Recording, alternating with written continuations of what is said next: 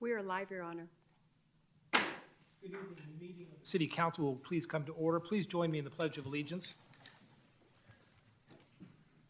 I pledge allegiance to the flag of the United States of America and to the republic for which it stands, one nation, under God, indivisible, with liberty and justice for all.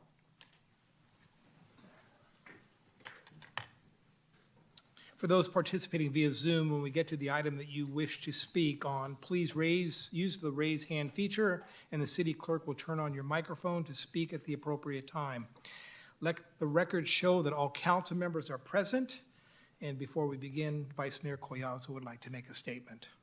I just want to let everybody know that if you all of a sudden see me running out of the room, it's not because I want to be disrespectful or I disagree with somebody. 18 days ago, I was diagnosed with pneumonia, and my lungs aren't back to 100% capacity, and all of a sudden I'll have a cough attack. And so I just don't want to cough all over everybody here. So I might just take a little break, and then I'll be back. I just wanted to let you know. Thank you. Thank you, Vice Mayor. And of course, we all send you our best wishes and hope that you have a continued speedy recovery. Thank you.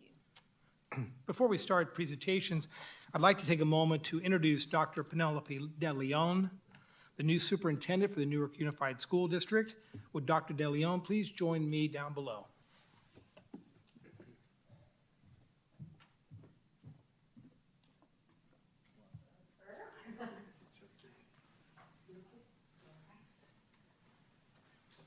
Ladies and gentlemen, the city of Newark is certainly proud to introduce our new superintendent for the community.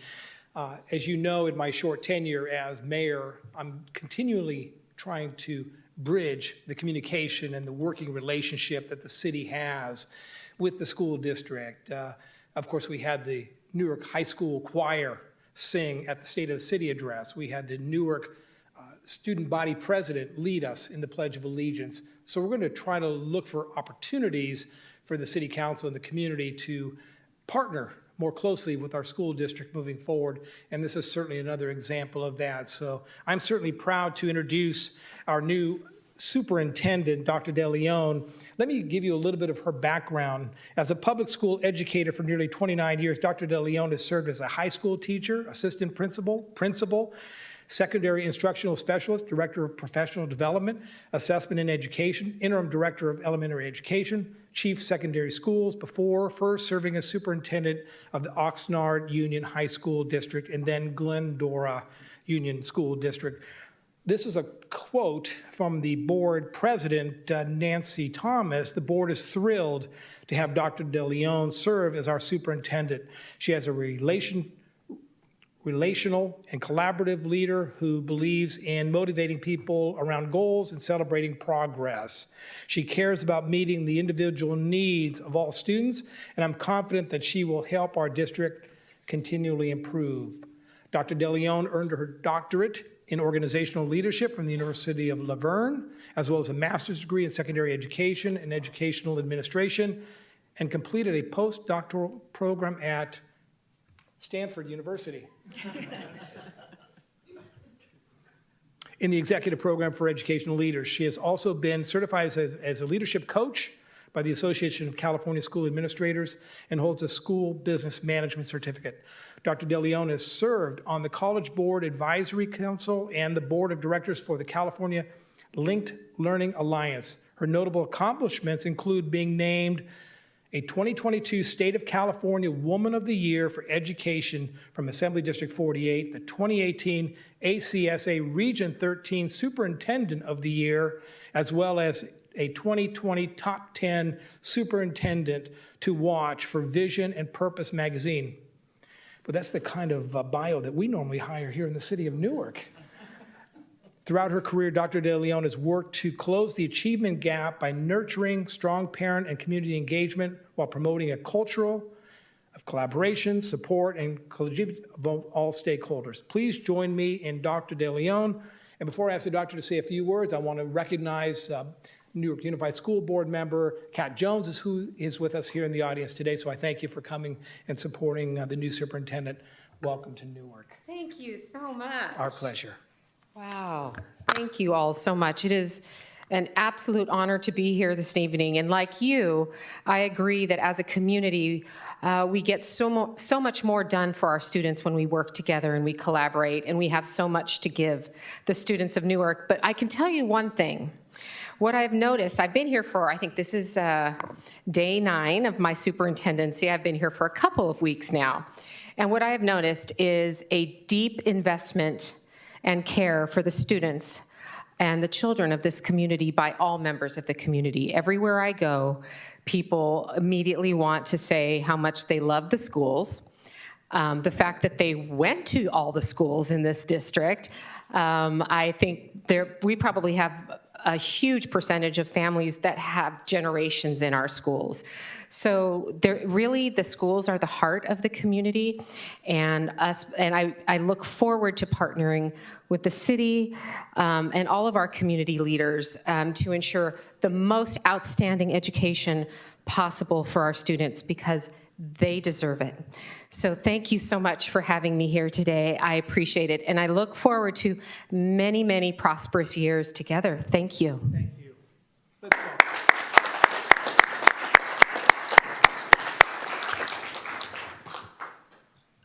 You know, when you think of cities, you think of quality residential neighborhoods, you think of quality business districts, but the thing that's probably most important to our families is our schools. And we, as a community, need to ensure that we have the best schools, providing the best education for our children. And I think with the excellent school board that we have, coupled with the brand new superintendent, I think we're headed in the right path, and we certainly wish them all the luck moving forward. Continuing the theme of recognition of our school partners, it's my pleasure to ask the Teacher of the Year, Stephanie Schubert, if you would join me up here, please.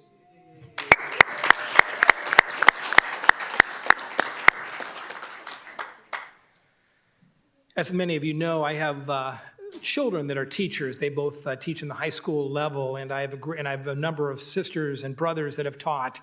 I have a great admiration for teachers. I recognize the difficult job they have day in and day out, the compassion that they have for our children, the desire for our children to succeed at no matter what age or grade that they're in, and it takes dedication by teachers. Although I did ask my 2 sons who are high school teachers, so summer break's about 2-3 weeks away, huh? And they're looking forward to it, because it's a real, let's be honest, it's a real tough job being a teacher today.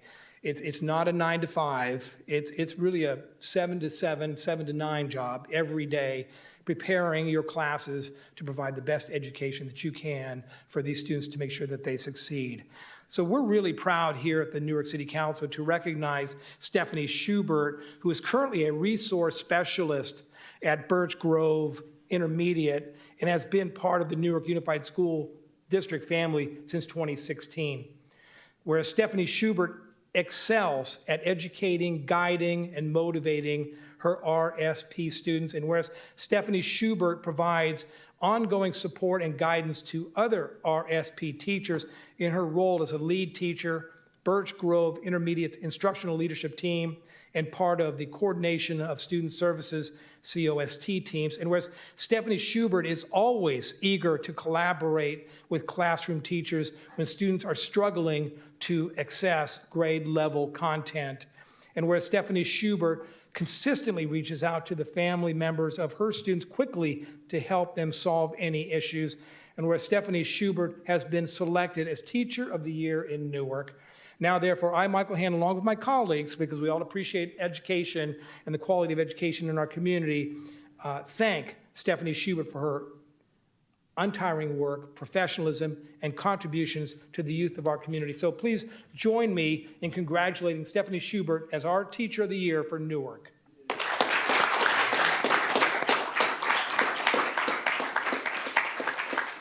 Thank you very much. I wasn't prepared to speak, but I appreciate all of this. Thank you. Thank you. And I'm very humbled and honored. Thank you. I think what makes Stephanie so incredible is when you're not only a teacher, but you're a teacher of teachers. You've taken it to the next level because you've already developed and designed a level of expertise in your profession. You want to now share that expertise with others in that same profession. So a teacher among teachers, so thank you for the work you do. We appreciate it.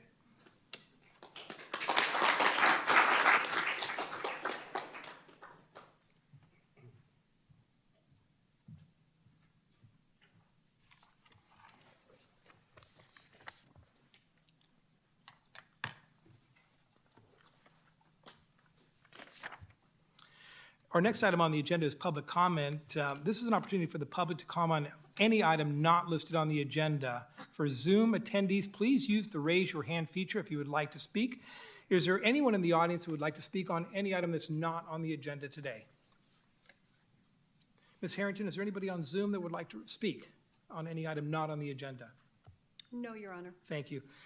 The consent calendar is the next item on our agenda, and it consists of items D1 through D6. Are there any items that staff would like pulled from the consent calendar? Not this evening, Your Honor. Are there any items that the public would like pulled from the consent calendar? Ms. Harrington, anybody online that would like an item pulled from the consent calendar? No, Your Honor. Council members, any item that you'd like pulled and discussed? The consent calendar consists of the following items. 1, the approval of audited demands. 2, the approval of May 11, 2023 minutes. 3, waive full reading, conduct a second reading by title only, and adoption of an ordinance amending Chapter 15.04, General Provisions, and Chapter 15.44, Green Building and Construction and Waste Debris Recycling of the Newark Municipal Code to align with state requirements. 4, waive full reading, conduct second reading by title only, and adoption of an ordinance readopting Chapter 2.50 Military Equipment Use Policy to the Newark Municipal Code. 5, adopt a resolution approving amendments to the contractual service agreements with Bear Electrical Solutions Incorporated and Cal West Lighting and Signal Maintenance for additional traffic signal and street light maintenance services, an amendment of the 2022-2024 biennial budget and capital improvement plan. 6, adopt a resolution accepting the subdivision improvements for tract 8462 Pomegranate, thank you, a 21-unit residential subdivision located at 6179 Robertson Avenue. Would someone like to move the items to be approved as recommended by staff, with any items approved by resolution or ordinance being numbered consecutively, and that the reading of the title suffice for purposes of introduction or adoption of the ordinance? So moved. Moved by Vice Mayor Collazo, seconded by Councilmember Freitas. Please vote.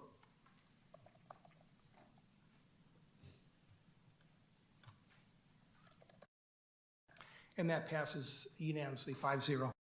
Public hearings, Your Honor, I'm sorry. Sorry, I just need to read I'm this. sorry, I'm just Yeah, rolling. An ordinance of the City Council of the City of Newark amending Chapter 15.04 General Provisions and amending Chapter 15.4 Green Building and Construction and Demolition Debris Recycling Newark Municipal Code to make administrative revisions regarding construction and demolition waste diversion requirements.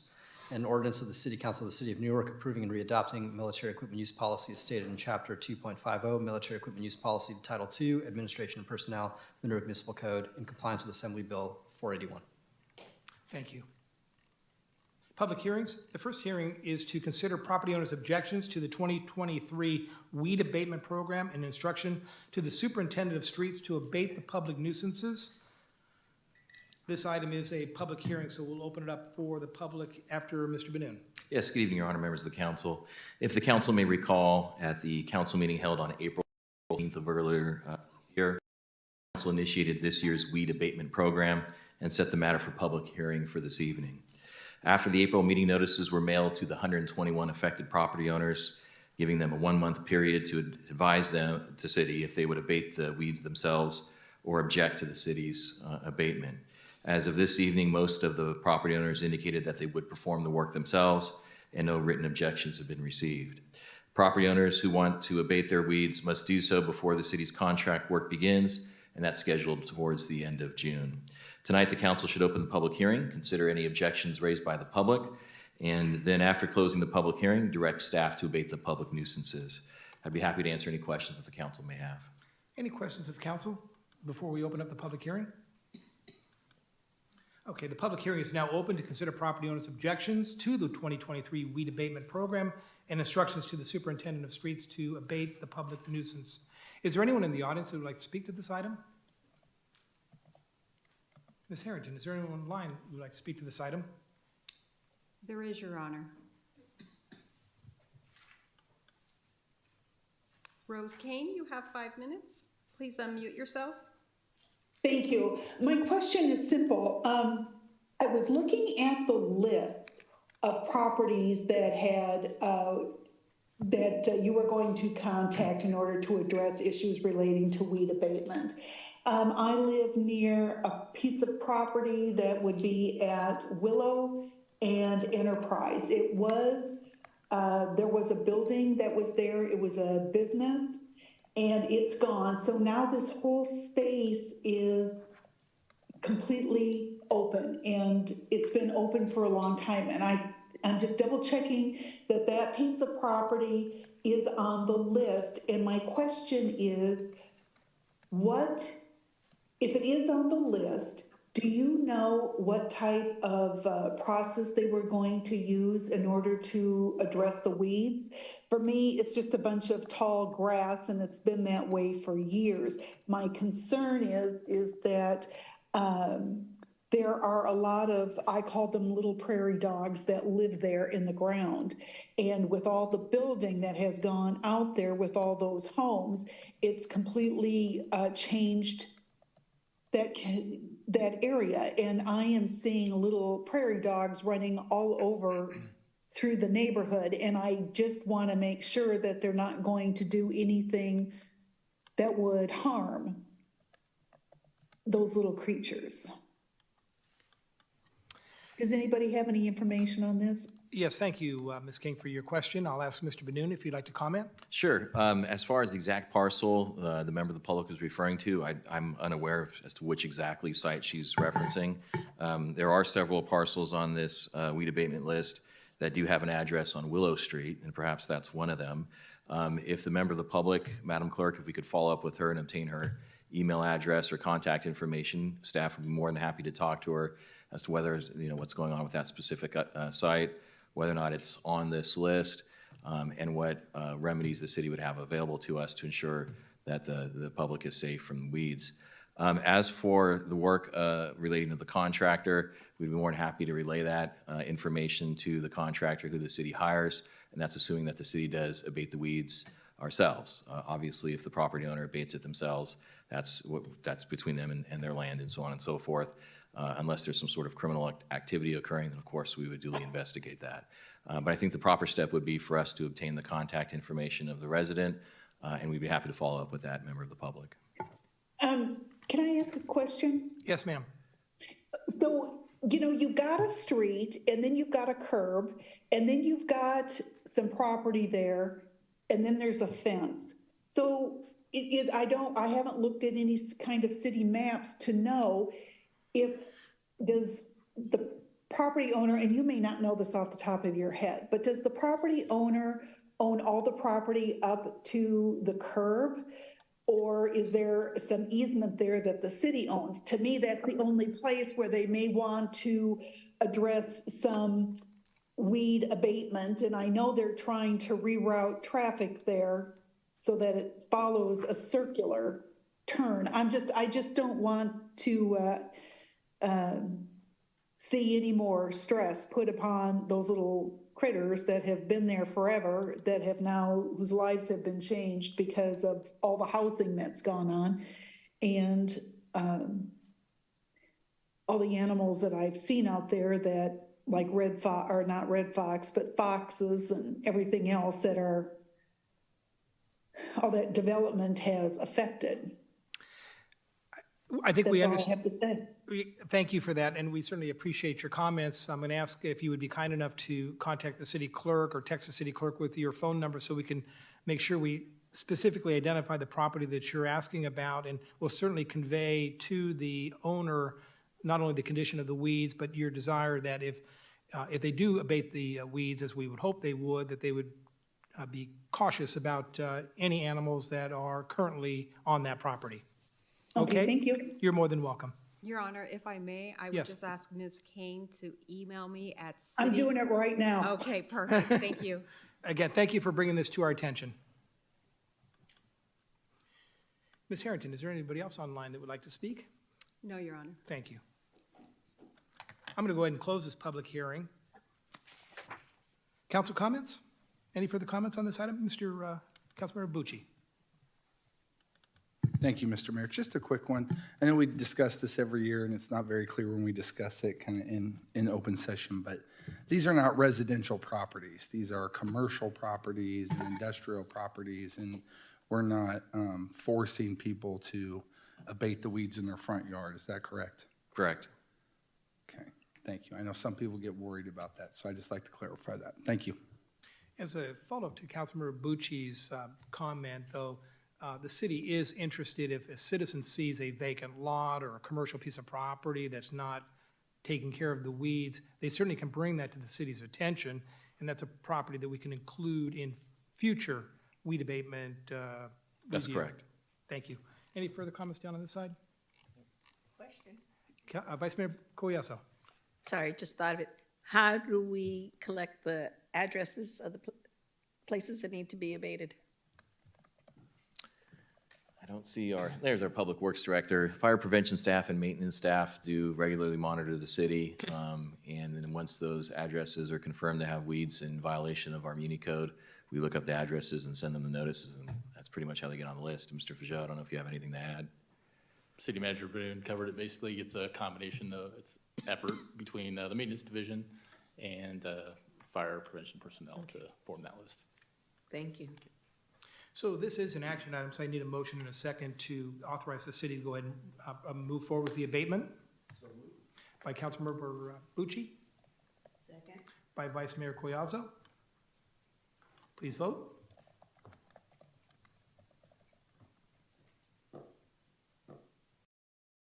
And that passes unanimously. Pause, City Attorney, did you notice that?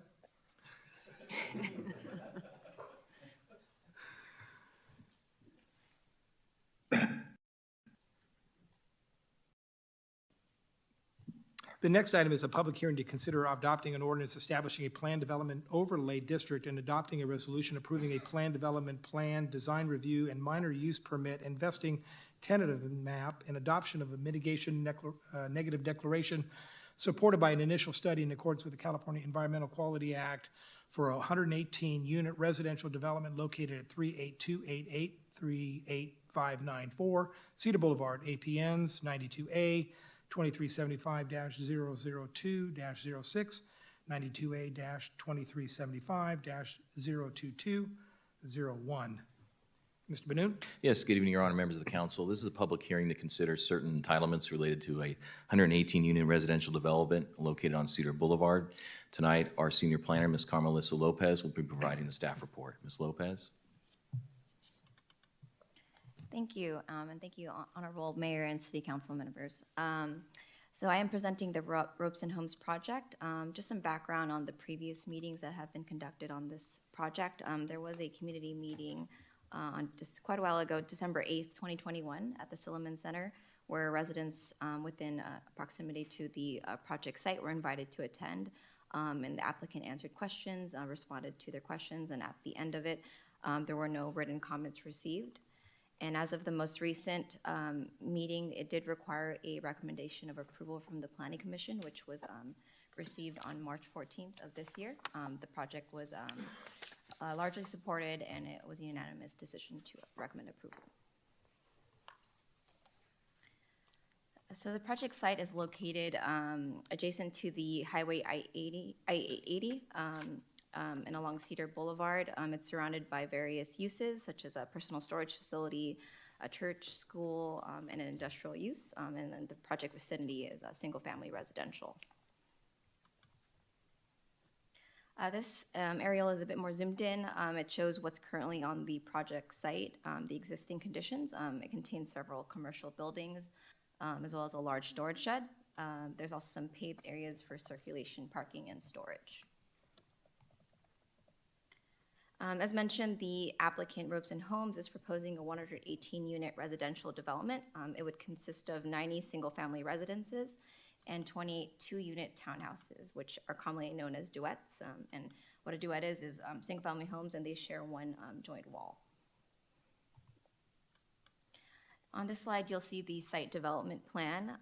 There's a legend on the right. It notes a few key details of the proposal. In green, you'll see some enhanced elevations. There's specific features on these elevations that are at prominent points of the project. So at the intersections where residents would be entering, and which is most viewable from Cedar Boulevard, as well as adjacent to the open space areas and I-880. And you also see that in purple, you'll see the private open space. The hatch areas are the common open space areas, and the single-family homes and duets are also designated with X's and colors. For the proposed residences, this table shows the characteristics proposed. There will be 5 available floor plans, 3 stories for each unit, about 28 to 33 feet, several bedrooms and bathrooms, as well as private open space. Each unit will have 2 garage parking spaces, and the floor area will be from 1,900 to about 2,500 square feet. These are some examples of what the proposed residence will look like. There are 17 unique elevations that are provided in the staff report, and these are some examples of what the floor plans will look like. The applicant will go into more detail on the architectural style and design in their presentation succeeding mine. As for the proposed landscaping, there has been a lot of thought from the applicant and that went into this. There's a diverse palette of trees and shrubs, a lot of planting pockets along the sidewalks and walkways within the project site, several bioretention areas to address stormwater runoff, as well as street trees on both sides of Cedar Boulevard. On that bottom photo, you'll see an example streetscape from Cedar. As for open space, approximately 44,000 square feet is proposed, which meets our requirements. About a third will be private within decks and porches of the residents, and then common open space areas shown within those yellow hatch boxes, and then some example photos of how those planting pockets will look like throughout the site. As for Cedar Boulevard, there was a huge emphasis on the design of the Cedar Boulevard streetscape. All of the homes along Cedar Boulevard are facing Cedar Boulevard, so there won't be any turning back onto the side of Cedar Boulevard. There's large landscape areas, a low wall, and a meandering sidewalk that will match the adjacent residential development just a few ways away. As for access and parking, there will be 2 driveways, as well as a connection of private streets and courts that will lead directly to the garages of each unit. For parking, there is actually an excess amount of parking provided. The requirement for a single unit development is 236 spaces, and they're providing 294. So that's 58 additional spaces, which will be provided for guests throughout the project site, and that would be on street. And as for the off-site improvements, the applicant has worked with staff in the negotiations for the planned development overlay district. So we were able to get some off-site improvements for the project site, as well as improvements that will assist with mitigating traffic. So a few that I'd highlight here, there is a bus shelter along the project frontage, a new traffic signal at Cedar Boulevard and Smith Avenue, as well as a streetscape along Cedar Boulevard. And just a few other off-site improvements that were included in the project. They will be extending the sidewalk across the public storage facility site. This will connect to the adjacent residential development, and then a left turn queue lane extension at Cedar Boulevard and Maury Avenue. In this portion of the presentation, I'll go over the compliance with the general plan and the zoning code. The proposed residential density is 21 units per acre, which is compliant with the land use designation. As for the zoning code, the proposed residential development is permitted in the RM residential medium density zoning district. There are some deviations that are requested from the applicant to make the project feasible, which I'll go over later. And at that third bullet point, you'll see the entitlements requested, which is in an ordinance establishing a PD overlay district, a PD development plan design review, a minor use permit, and a vesting tentative map. So to start, the PD overlay district The applicant has requested an ordinance to establish one. There are several deviations that are requested. For an overlay district, there are many benefits such as a better coordinated development, incorporating development standards crafted to respond to site conditions, and greater flexibility generally for the development. So on this page, you'll see 2 of the requested parking layout deviations. So they're related to the parallel parking space dimensions as well as drive aisles. And on this slide, you'll see there's several development standard deviations, and that's really because of the size of the lots. They're necessary to achieve the required density for the proposed project. And as I mentioned, it will provide for greater flexibility with the design. So staff believes that the proposed project will be a benefit to the community. It will enhance the appearance of the site and neighborhood. It will improve the street frontage on Cedar Boulevard. And as I mentioned earlier in the presentation, there's several off-site improvements that will benefit the community. For design review, the Robeson Homes has made several enhancements and refinements throughout the process, and I think they expect to do little refinements here and there as they progress through the construction phase. But the proposed architectural style is a contemporary translation of traditional architecture commonly found in neighborhoods synonymous to early California architecture, and that's a combination of traditional New England and Spanish styles, which you can see with the roof styles and the colors and materials proposed on those example photos. Generally, the proposed floor plans and elevations provide a variety of massing, wall breaks, colors, and materials that would complement and blend harmoniously with each other. And the proposed landscaping is expected to complement and enhance the site and the building designs. For the proposed minor use permit for wall height, this is necessary for the project because of its adjacency to the 880 highway. So they are requesting to build an up to 18-foot tall wall along the rear property line that would wrap around the side property lines. And this is to address a general plan policy and to be compliant with that. And the last entitlement requested is a vesting tentative map. It will consist of 124 lot residential subdivision.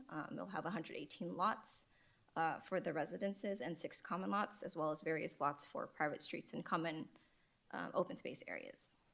And lastly, a 5-foot wide right-of-way dedication for Cedar Boulevard. The last part of this presentation is related to environmental review. Our consultant M Group assisted us with preparing an initial study, and it was determined that all potentially significant effects on the project can and will be mitigated.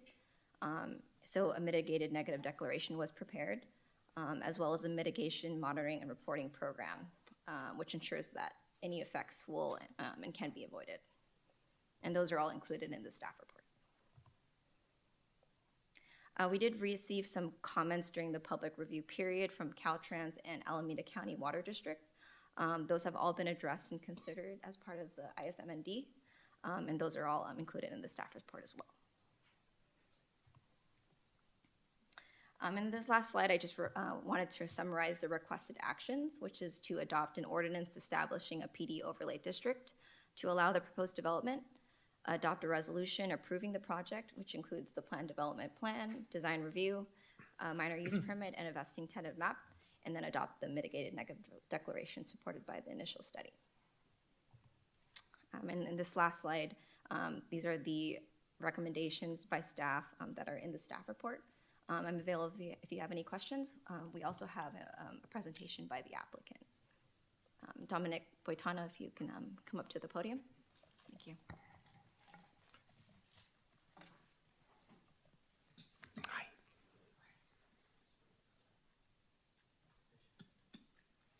It's a lakefront property, huh? The previous slide showed a lake, so I feel. Good evening, Mayor, council members. Thank you for the opportunity to speak with you this evening. Before I get started, I do want to thank staff. They've done a nice job getting the project here this evening, Art as well. So thank you for all your efforts. I'm Dominic Boitano. I've been the project manager with Ropes and Homes, who's been working on this project for a number of years to bring it here with you this evening. We have a number of our team members in attendance as well. Now, who is Ropes and Homes? It's a 30-year-old, locally owned family company, active here in the Bay Area. You can see some examples of the company's work on the screen. We're proud of it. The company's DNA really centers around a high-quality product, thoughtfulness of design, craftsmanship. Those are all things that we strove for on the Cedar Boulevard project as well.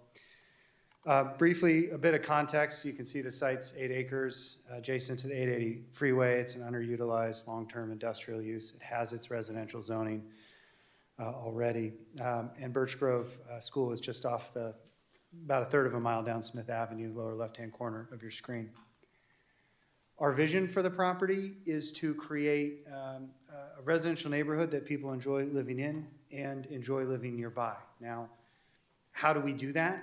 How do we implement that vision? We think about it in terms of the 4 primary experiences that folks are likely to have with this project. And you can see they're listed on the side of the screen. It's the experience on Cedar Boulevard.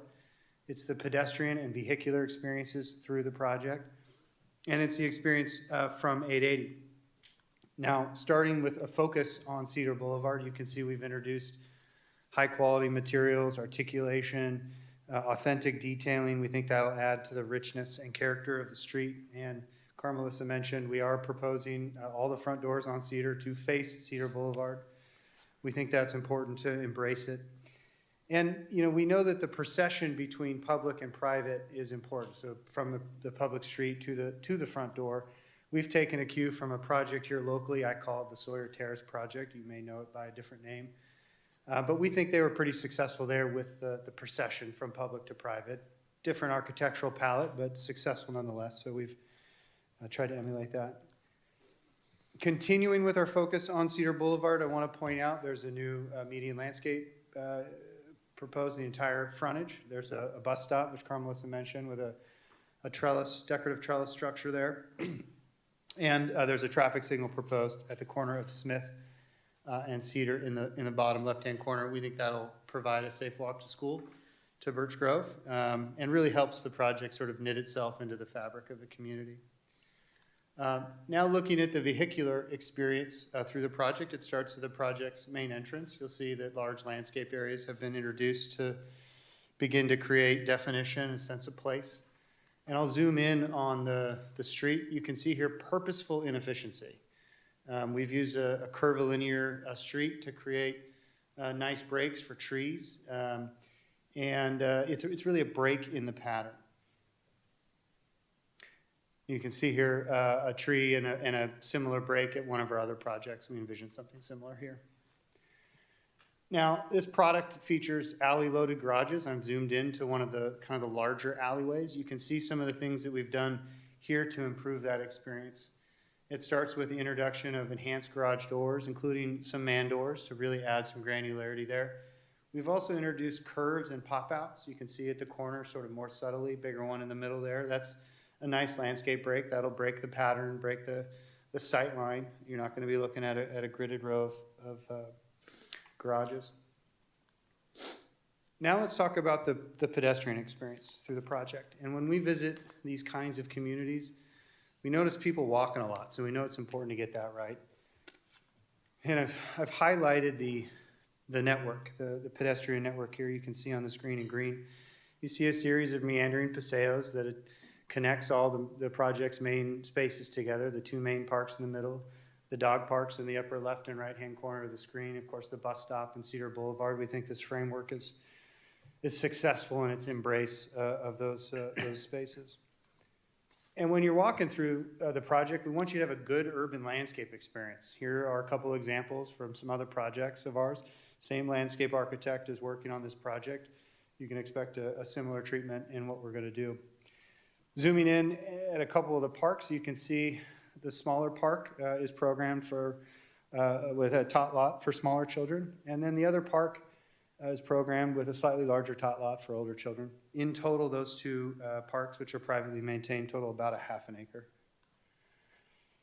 Now let's talk about the experience from the 880, which is both a challenge and an opportunity. Of course, it's a challenge because of sound. You heard about the sound wall earlier, but it's also an opportunity. You know, a lot of people are going to see that. And so we really wanted to do a nice job and make it look nice. So zooming in on that area, it starts with landscaping. We have trees proposed there. There's also some vine pockets, so you can expect to see some greenery growing up that face and hopefully some treetops up above. Looking left to right across the screen at the houses, I want you to notice the cadence of the spacing and how that changes. The variations in massing, right? Sometimes it's a single unit, sometimes it's the duet. The juxtaposed orientations, right? Sometimes it's the rear facing 880, sometimes it's the side. And then look at the elevation. You can see the third floor, which would be visible from 880, has upgraded architectural materials. There's roofline breaks. So we think all of those things together should provide a pretty nice experience from the 880. To discuss architectural sort of generally at the project, we've got 118 homes. All the primary stats are there on the right-hand side. I'm not going to read them.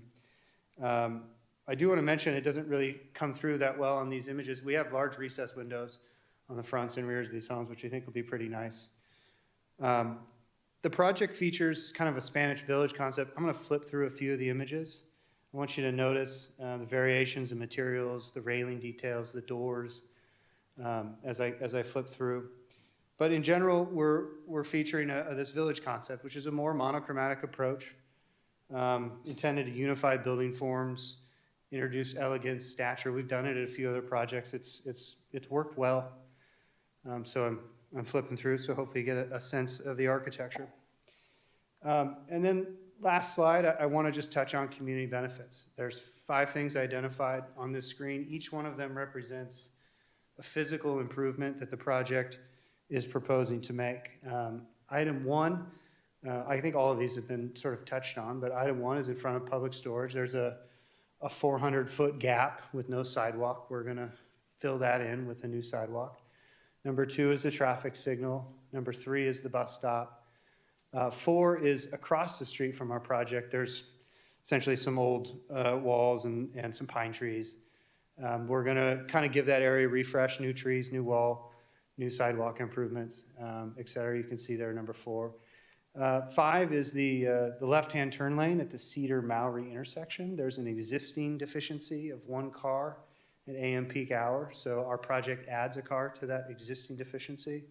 We're going to fix it. We're going to extend that lane by about 175 feet, so it'll solve those 2 cars plus future projects as well. Of course, that's in addition to all the things these projects normally do, paying the fees, et cetera. All the improvements on site are privately maintained. We are also undergrounding some utilities on Cedar, some overhead PG&E lines. And with that, I thank you for your time and welcome any questions. Thank you for your time, Ms. Wilkins. Thank you for your presentation. Before I open up the public hearing, I'll ask council colleagues if there's any questions or questions you want before we get to comments. Questions to clarify. Councilmember Bucci. Thank you, Mr. Mayor. Staff mentioned the traffic signal upgrade as well as the crosswalk, and on here on this presentation, item 2 of the community benefits had mentioned the traffic signal, but no part of the crosswalk. Specifically, what are we talking about that crosswalk? And the reason I ask is because we're been looking at crosswalks and adding lighted crosswalks, and we were doing some traffic studies around town and trying to identify this, and this was one of the areas that we had discussed. So if we're going to do it, feels like we should make sure that that's being done now. Is that included in this? Can I get some clarification on that?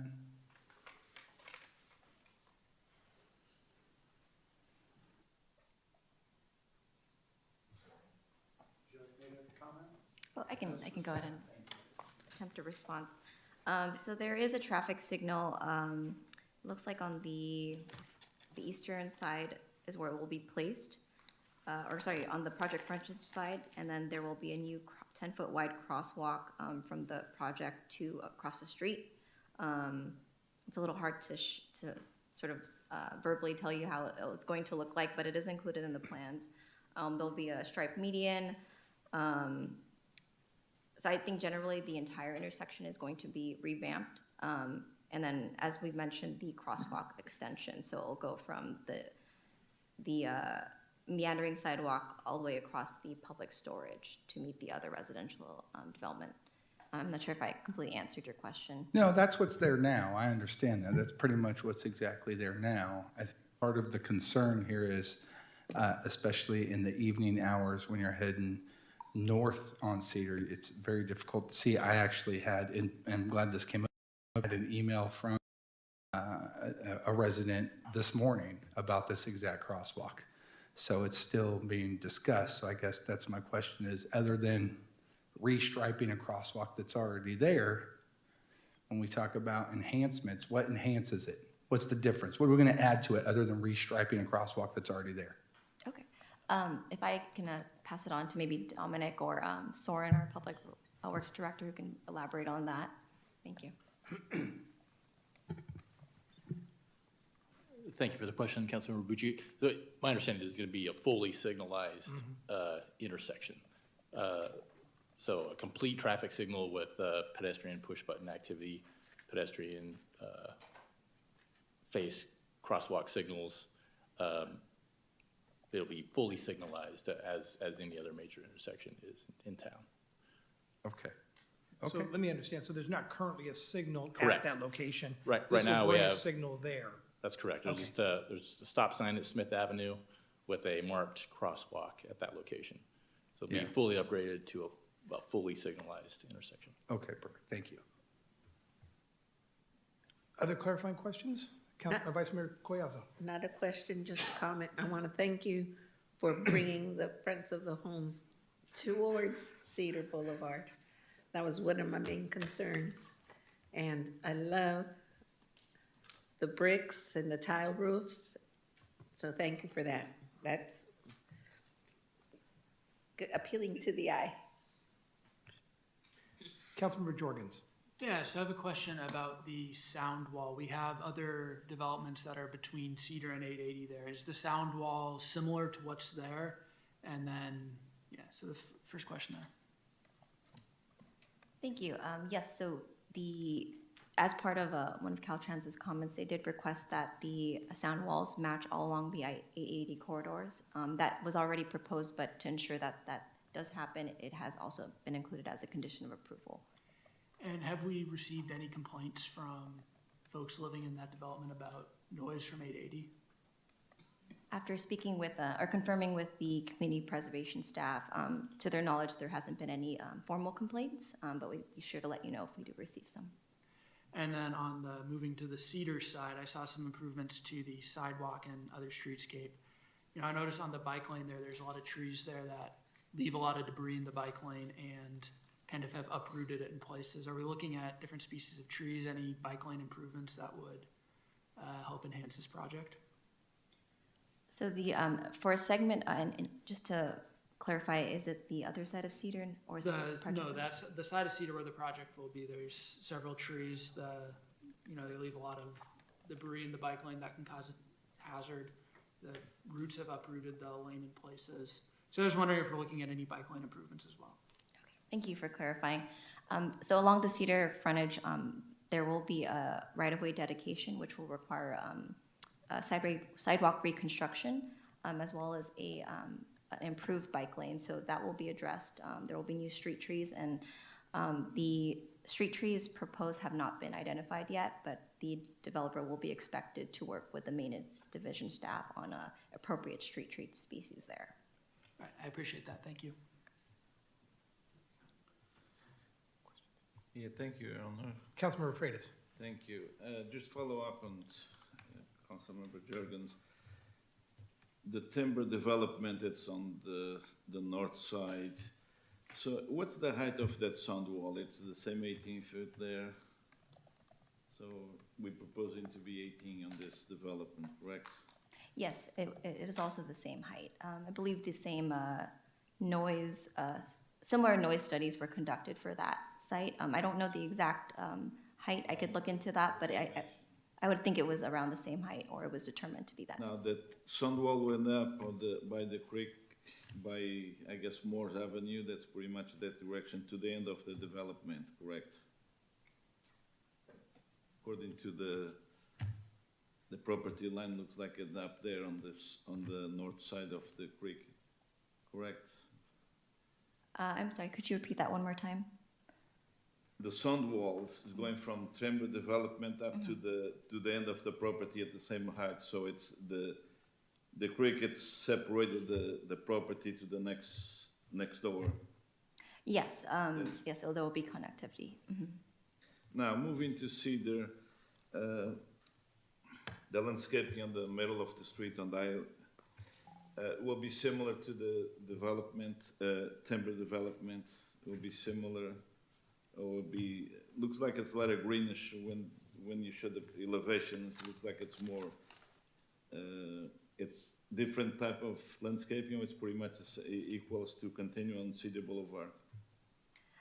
And to clarify, is it the one on street or in front of the development? No, in the middle of The median? well, in front of the development in the middle of the street. Looks like it's two different type of landscapings, but will be similar to the one we have in front of the timber development. Yes, so within the traffic median, we expect it to be similar or matching. They'll be working with maintenance staff to ensure it's about the same. But as for the frontage, it will be, I don't know about significantly different, but it has a different design. There's certain lessons we've learned from that development, and we're hoping to have more enhanced landscaping at this project frontage, which the developer plans on incorporating. And then on the development will be a homeowners association, will be HOA, or is not, will be one? Yes, that's correct. Will be one. Now on the roof looks good. Looks like it's Spanish tile or it's clay tile. I believe it's a clay tile, Clay tile. shape roofing. Clay, and it's concrete. Concrete, but it's more on the reddish or more on the brownish side, or it's pretty much variations.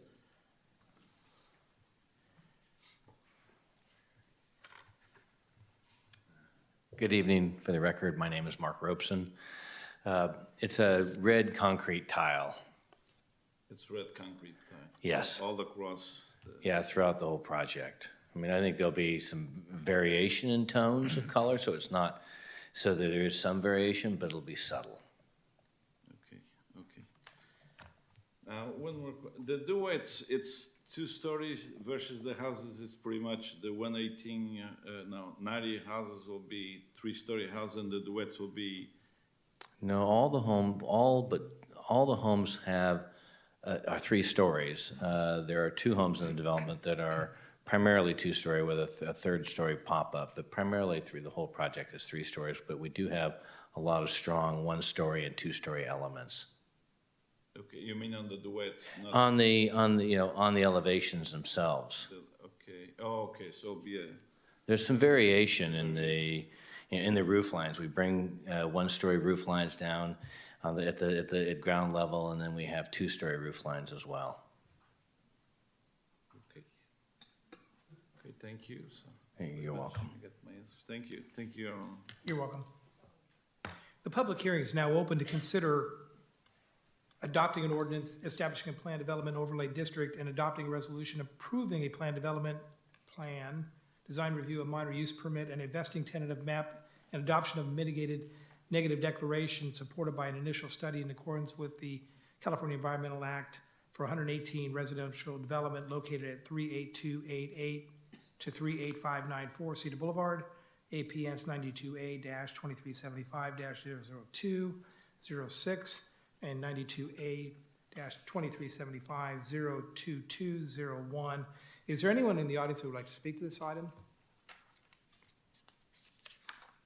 Ms. Harrington, is there anybody online that would like to speak to this item? No, Your Honor. Okay, the public hearing is now closed. Council comments on the project? Councilmember Bucci. Just real quick, thank you. Just for staff, did you say that the first public meeting about this was in 2021, or was that the only public meeting?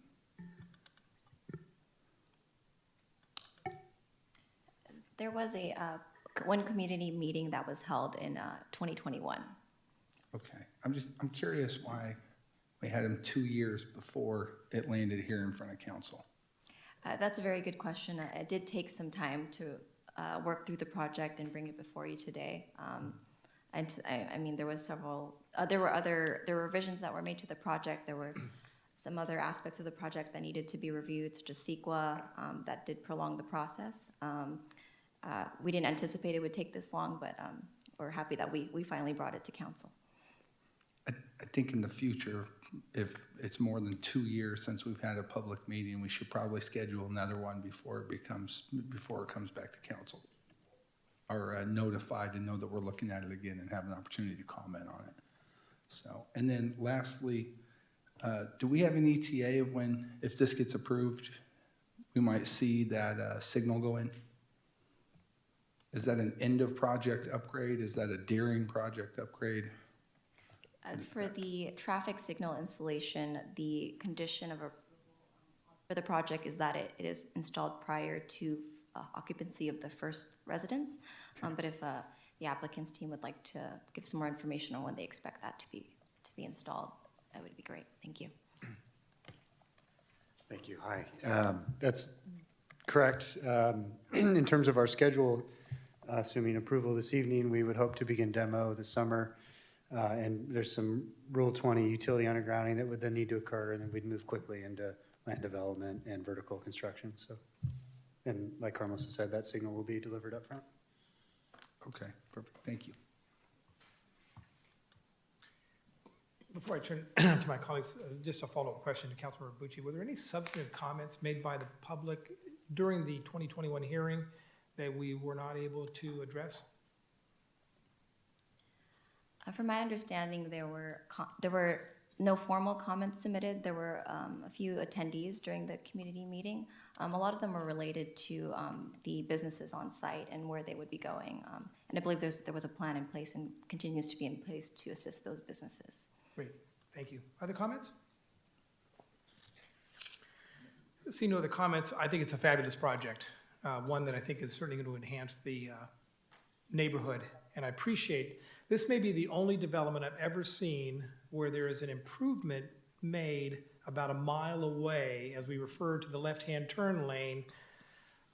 Staff, you do deserve a lot of credit for not only looking at what enhancements can we bring to the development that improve the overall quality for those in the neighborhood, but what can we do beyond that neighborhood that just make it a better project for the community and as a whole.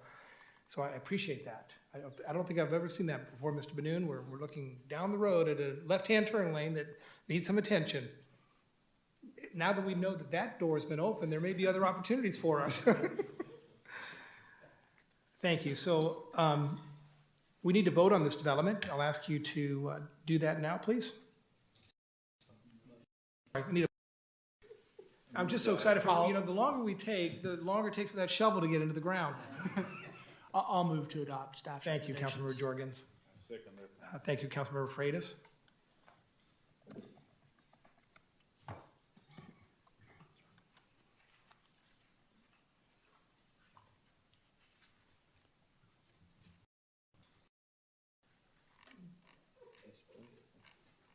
And that passes unanimously. See, I'm just finally getting the numbers here right on the dais in terms of the voting. I forget all the other things like first and seconds and things of that nature. So this passes unanimously. Thank you again for the work that you've done, Mr. Robeson. I appreciate it. We appreciate it. And we look forward to the project being built. Thank you. Resolution of the City Council of the City P 2021-002 Plan Development Plan, Design Review, Minor Use Permit, Investing Tentative Map, and Adopting Mitigative Negative Declaration, supported by initial study in accordance with the California Environmental Quality Act for a 118-unit residential development located at 38288 38594 Cedar Boulevard. And an ordinance at the City Council of the City of Newark establishing a planned development overlay district at 38288-38594 Cedar Boulevard. Thank you. Other business we have, number one is to adopt a resolution authorizing the city manager to execute a contractual services agreement with RHAA Landscape Architects and Design for the update of the 2017 city and approving an amendment of the 2022-2024 biennial budget and capital improvement plan for fiscal year 2023. Mr. Benoon? Yes, good evening, Your Honor, members of the council. Item F1 is a recommendation from city staff to enter an agreement to update the 2017 Citywide Parks Master Plan. Tonight, we have a brief presentation from administrative analyst in our office, Ms. Roya Gonzalez.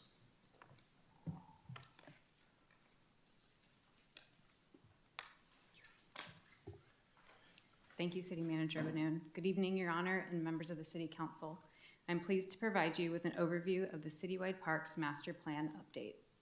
The city operates and maintains 134 acres of city parks. In addition to the 3 community parks and many neighborhood parks, this includes the 10 acres leased from the school district, Shirley Sis Grove, McGregor Community Fields, and the new Sanctuary Park.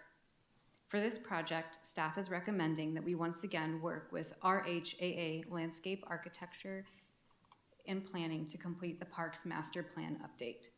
RHAA is a local and well-qualified landscape architecture and planning firm with years of experience in park planning from many California cities. Joining us today is Barbara Lundberg, Vice President of RHAA.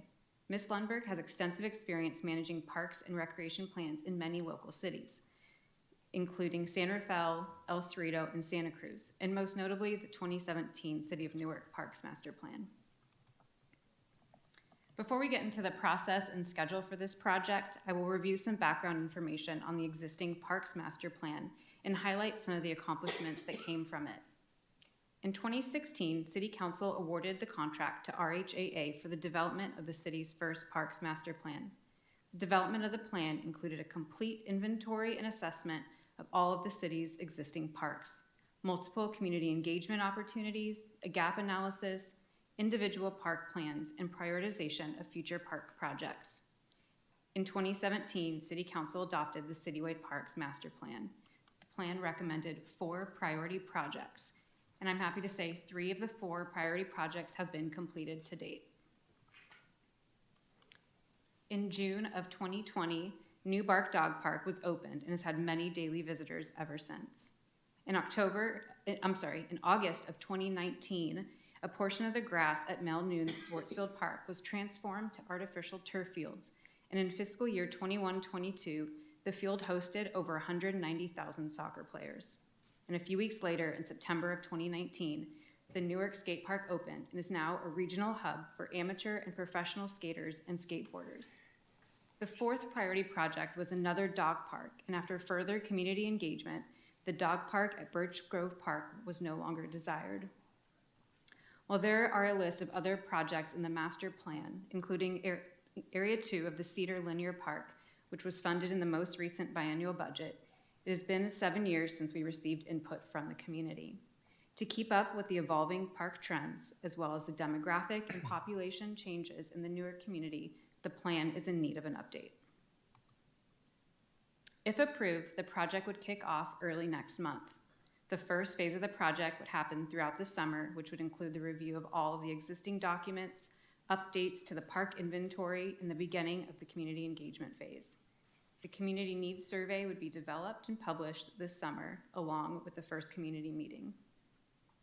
The next phase would be the gap analysis and includes looking at the information gathered during the first phase, things like population growth, recreation trends, community needs, as well as looking at the existing park inventory.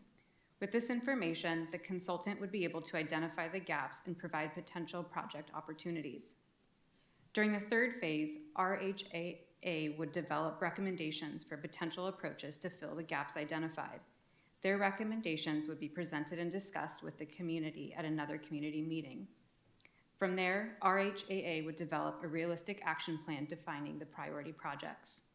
During the final stage of the project, RHAA would present the draft plan to City Council for feedback before finalizing the plan to present for adoption. The project will conclude in winter and will be available to guide park project planning in the next biennial budget cycle. And this concludes my presentation. I'd be happy to answer any questions. Is there anybody in the audience who would like to speak to this item? Ms. Harrington, anybody online who would like to speak to this item? No, Your Honor. Thank you. Council questions, comments? Councilmember Jorgens. Yeah, I want to first commend my council colleagues. The last master plan that we had put together, the four of you and Mayor Nagy were involved with, benefited the city a lot. I'm really excited to see the update coming through. My question is, this was put together in 2017. Newark's grown a lot since then.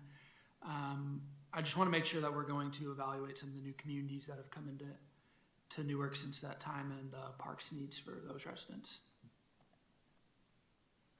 Thank you for your question. Yes, the community survey and the community needs will assess the needs of all of the Newark communities, paying special attention to the areas where there are no parks to serve the communities. Great, thank you. Councilmember Bucci. Thank you, Mr. Mayor. When we did this in 2017, we had a large public input meeting, and I think one of the best exercises from that meeting was the Newark bucks that we gave people.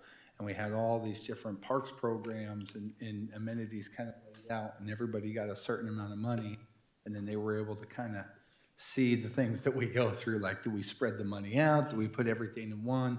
And we got nothing but positive feedback on that as a way for folks to kind of engage and help be part of the decision-making process. So that is certainly something that I would like to see us bring back in the, so just my 2 cents. Thank you. Thank you. Vice Mayor Collazo. It says that we completed 3 out of the 4, but I can't remember the 4th one. The fourth one was the dog park at Birch Grove, and after further community engagement in that neighborhood, it was determined it was no longer desired. That's what it was. Thank you. I want to commend staff for, again, outstanding work in this regard. I think Councilmember Bucci hit the nail on the head. The community engagement for this was outstanding. The community really rallied behind what they identified were the priorities. The skateboard park, I just drove by there yesterday, is continuously being used on a regular basis. The soccer fields are always being used, and the dog park is always busy. So I look forward to the next iteration of the Parks Master Plan. And I'm hoping as we go into the community meetings, we kind of set the historical perspective so folks know that this is really important for them to participate and provide input, but also share with them, here are some of the things we've not only accomplished, but here's where some of the other items that your predecessors identified as priorities, just so that they know that those were things that they had identified previously that maybe folks might want to move up into a priority status. But I've already heard from the community. I think Councilmember Jorgens is absolutely correct. We have a changing community. So I'm hearing pickleball is certainly becoming a priority in our community, as well as cricket. So I'm certain you're going to hear that from our community loud and clear. So I look forward to the process. Mr. Benoon, just if you could help me understand, how much money do we currently have set aside for possible park improvements, let's say over the next year or two? We typically rely on park improvement fees that we receive through all the various entitlements that we issue, and those funds are constantly reevaluated as part of the CIP process. So we do receive funds as time passes by. Mr. Fajot, I don't know if you have the exact balances where we sit today. Or roughly.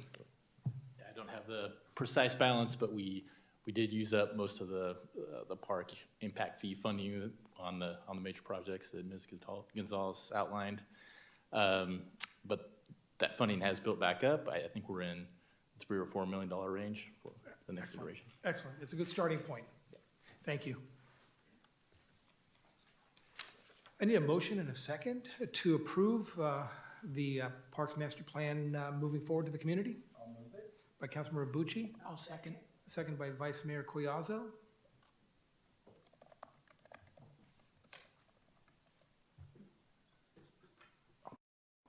Sorry.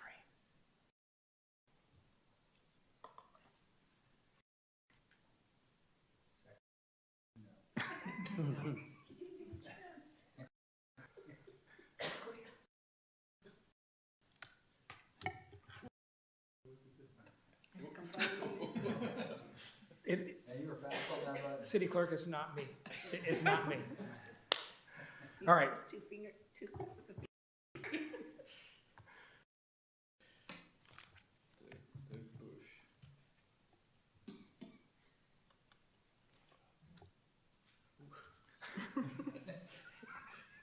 vote once.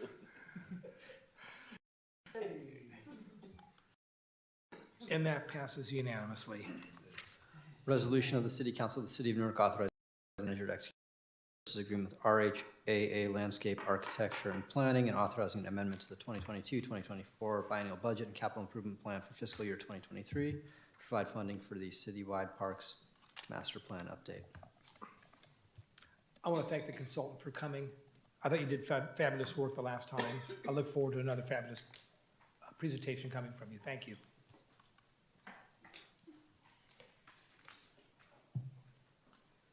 The next item is to adopt a resolution approving an exemption to the 180-day wait period for the post-retirement employment of Joella Capu as an extra help rehired annuitant, public safety dispatcher. You know, we throw these Latin words out there like, you know, it's just, you know, comments. I'll turn it over to Mr. Benoon. Yes, good evening, Your Honor, members of the council. This is a recommendation from city staff to authorize an exception to be submitted to PERS in regards to the post-retirement employment of one of our public safety dispatchers. Tonight, our Human Resources Director, Ms. Jennifer Salito, will provide the staff report. Ms. Salito. Thank you. Good evening, Mayor, Vice Mayor, and council members. Consistent with the requirements under state law, this is a non-consent item, and I will be making a very brief verbal presentation regarding item F2 on your agenda tonight. Under CalPERS regulations, retirees are required to be separated for at least 180 days before returning to public service as a retired annuitant. This waiting period can be waived through a resolution approved by the City Council, making certain findings required by state law. Staff has prepared a resolution with the necessary findings and provisions under state law to authorize Joella Capu, retired public safety dispatcher, to return to service with the city as a retired annuitant in advance of the 180-day waiting period. Ms. Capu retired from the city on May 3rd, 2023. The proposed resolution would allow Ms. Capu to return to city service on June 1st, 2023 as an extra help public safety dispatcher to support the staffing and scheduling needs of the 911 dispatch unit in order to cover certain long-term employee leaves, upcoming planned and unplanned coverage, and other shift needs. A recruitment is currently in process to fill the permanent vacant shift as well. Ms. Capu will be limited to 960 hours in the fiscal year and is expected to work between 20 and 24 hours per week as needed for the shift coverage needs. This is my brief presentation, and I'm happy to answer any questions about this item. Great. Colleagues, questions? My only question would be, I appreciate the fact that we are engaged in a hiring process to fill those positions. How many positions would you anticipate we're currently down in the dispatcher classification? There's one permanent vacancy. Okay, thank you. And she would fill that position until such time as we bring somebody on, train them, and then. We do have a relief vacation coverage shift that that has been filled by another dispatcher, but there's a few ongoing FMLA leaves and vacation and sick coverages that we would expect her to fill. So she wouldn't be sitting in a full-time shift, but expected part-time, 24 hours right, because she's limited to 960 hours. Correct, but she won't be filling a complete shift. Great. Mr. Benoon, we don't see this item very often, but these are items where we identify critical positions in our organization that we need to fill, even temporarily, to make sure we're providing, at the minimum, outstanding public safety to our residents. Would that be a correct statement? Correct. Thank you. So there's an action before us. Is there anybody in the audience that would like to speak to this item? Ms. Harrington, anybody online that would like to speak to this item? No, Your Honor. Great, so I need a motion, or if there's no council comments, I need a motion and a second. I'll move by Councilmember Freitas, second by Councilmember Bucci.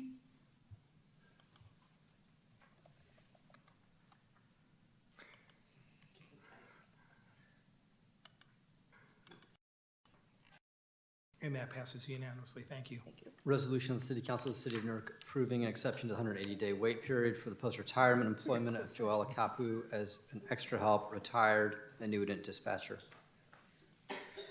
Thank you. The next item is council city managers.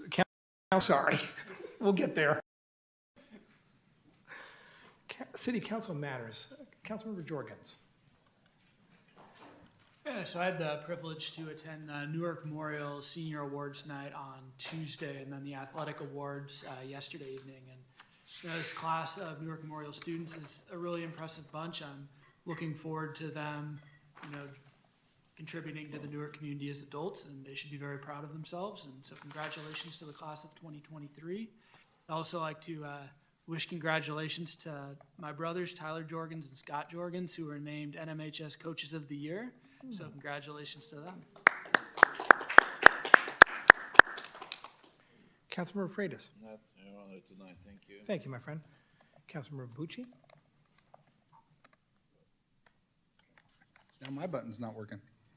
Thank you, Mr. Mayor. Just quickly, I wanted to thank staff for the outstanding job they did helping organize our new supervisor, Lisa Marquez's public swearing in on the 20th. It was very nice. It's always a fun time when we can show off our new civic center, and people were very complimentary, and I can't tell you how many other elected officials quietly said how nice they like the way that Newark conducts business. So, and I won't call out the cities they were from, but as always, we shined, and that was because of staff doing such a great job. So I want to thank all of you for your efforts. And then lastly, I want to congratulate Stephanie Schubert on Teacher of the Year. That's a big deal. Happy we could honor her tonight. Congratulations to her. So thank you, Your Honor. Vice Mayor Collazo. Thank you, Your Honor. You made it. I made it. Little cough here, little cough there, but we made it. Well, as we celebrate this Monday, Memorial Day, just a big salute to those who have fallen to protect us. And I want to mention a small business that I saw on TV on Channel 4. And it was voted one of the best burgers. I don't know, I hadn't seen it, but those burgers look delicious. And they don't have a hamburger bun. They have pastry. They're encrusted in the pastry. And they don't have fries. They have chips, homemade chips. So it's on Central Avenue here in Newark. They belong to us. And it's Bear Bites. So I can't wait to try it. I just saw it yesterday. I just haven't had a chance to go over there. So I recommend everybody, as I always say, shop Newark, try out all these little places. They need our support. We don't want to lose them. And they were voted one of the best burger places in the Bay Area. I think it was number 4. Number 3. Oh, number 3, was it number 3? Yeah. So I'm looking forward to it. Excellent. And shop Newark and have a safe Memorial weekend. Thank you. I have a couple items here. First of all, I want to congratulate Betty Gentry. They held their 60th annual review at the high school. It was extremely well attended.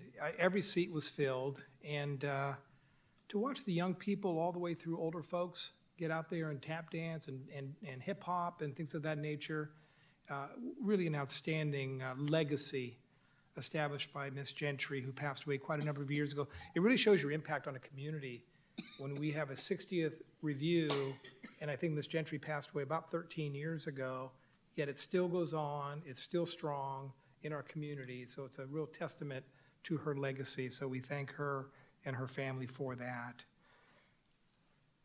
We had an opportunity to review in the city manager's report another outstanding audit review by our finance department. So please join me in applauding the efforts of our finance department, who achieved an AA+ rating in reference to the city of Newark's financial outlook. Fitch Ratings, oh, by the way, the same organization that may actually downgrade the U.S. government, has reaffirmed that the city of Newark's financial outlook is stable and has issued an AA+ credit rating for us. The AA+ rating is the second highest rating that a public agency can receive, and reflect Newark's relatively strong long-term revenue growth, expenditure flexibility, moderate long-term liability burden, and our superior gap closing capacity.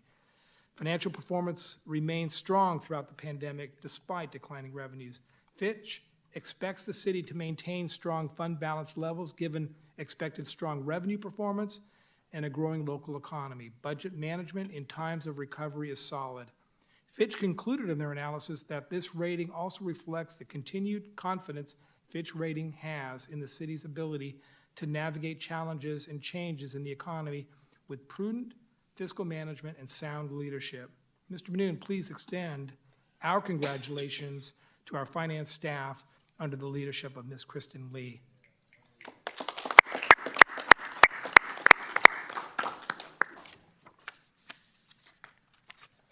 I've sent this correspondence on to our President of the United States and to the Secretary, Leader of the House, so that maybe they can come away with some agreement.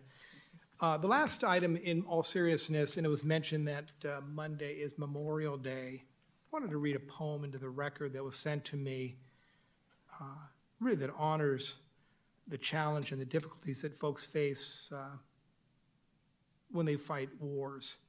This is a poem written by William T. Elliott. Some thoughts in the Vietnam War, that spirit, all was lost, and as the killing carried on, I fought through, much distraught.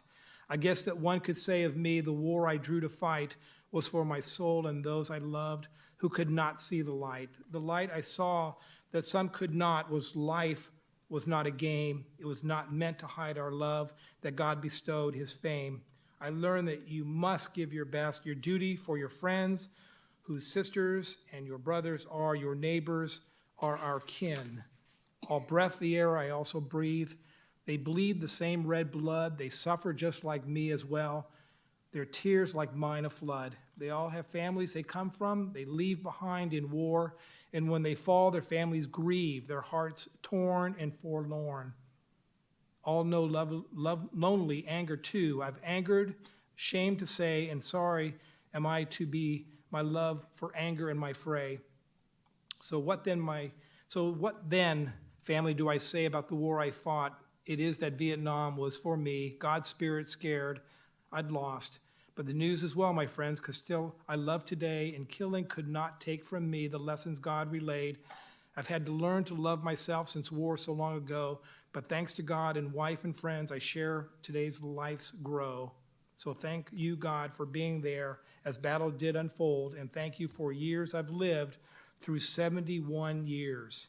Amen, my brothers and sisters. So that was written by a Vietnam veteran, and we need not forget the dedication and the lives that were lost to give us liberty and preserve, hopefully long-lasting peace in this world as we move forward.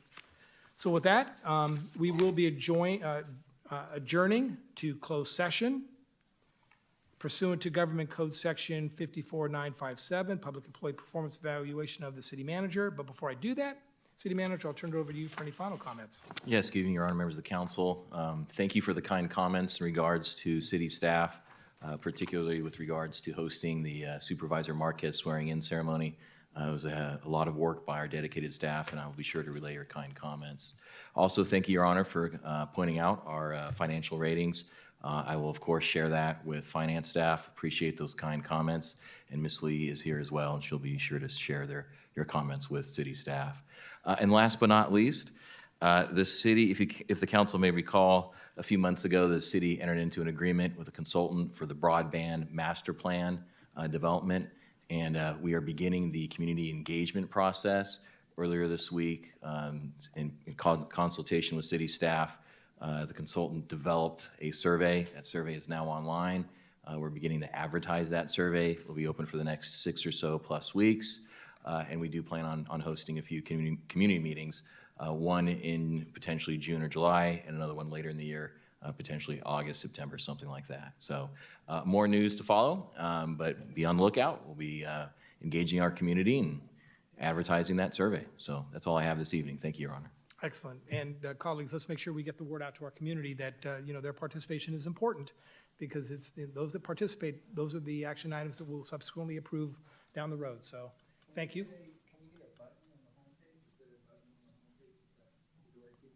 There is a web page on the website. I'm not sure if there is a button or not. If not, we'd be happy to add that.